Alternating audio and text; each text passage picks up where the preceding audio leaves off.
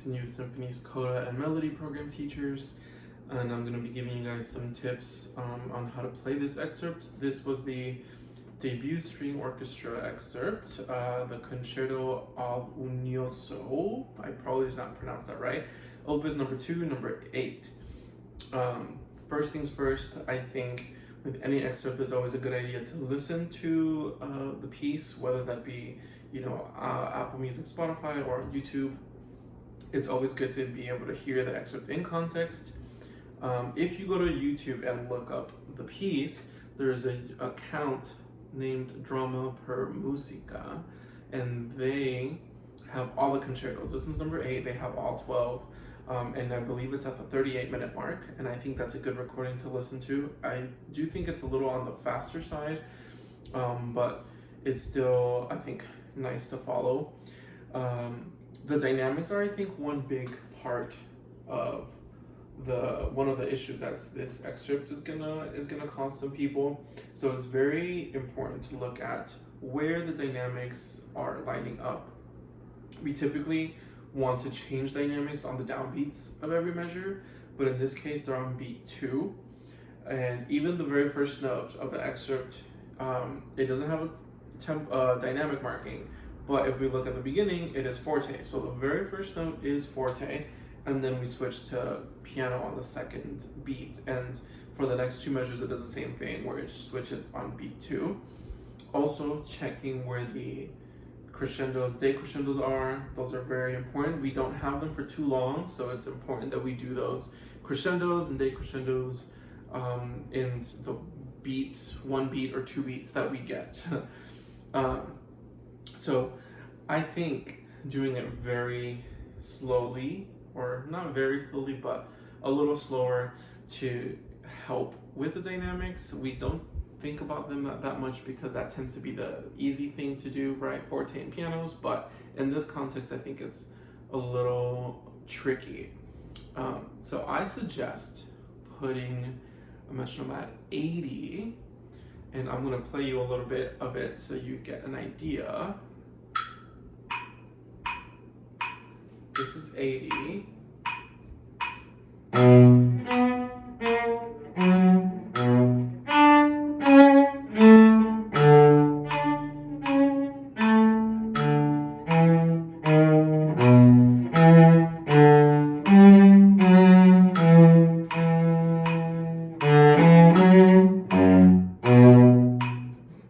And also, because this is a Baroque piece, this is a Baroque composer, the style is also important.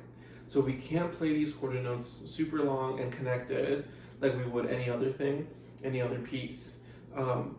You might have noticed I was playing the quarter notes with a little bit of space in between them, which is something that you want to try and do whenever you're playing Baroque music. So don't be a little too long and romantic with it. That's a whole different time period. So do also a little bit of a space, okay? A tricky part that I think was getting me when I was reading through this excerpt was the crescendo in bar 4 of the excerpt, right? Because we have only 2 beats of this crescendo, and then in measure 6 we have a decrescendo, but then on beat 4 we have a forte. So we have to keep in mind for the quarter, half note, we have to back down and then come in forte on the 8th notes. 80 is a good tempo for this. So I'm going to play the entire excerpt as 80, and then we're going to try a little bit of a medium tempo, a little faster, and then we'll do audition tempo.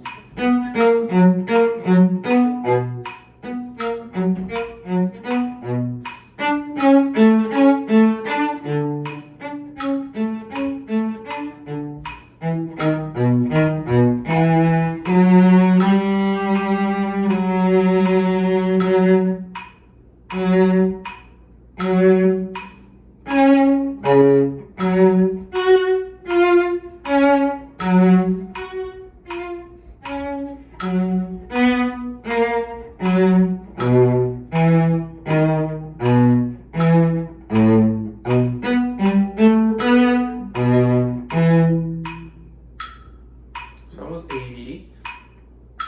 If we speed it up, once you feel comfortable with the dynamics doing that, I think 100 is a good medium. The audition does require 120, so 100 is a good medium.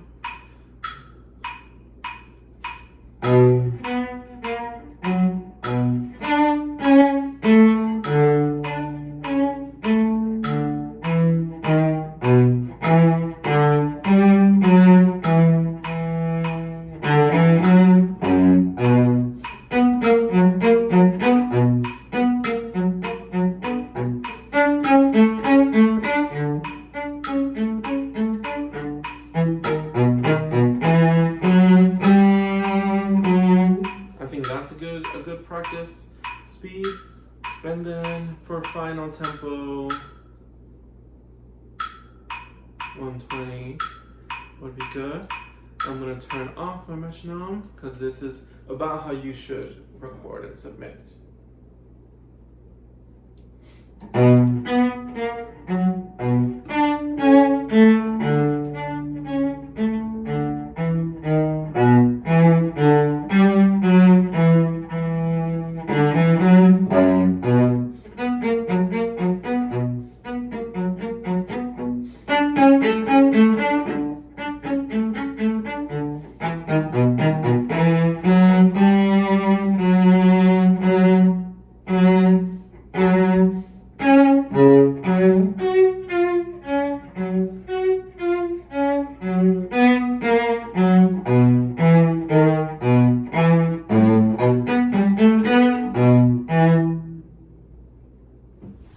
Alright, now I wish you guys good luck, and I hope you guys nail it. You guys are going to be great.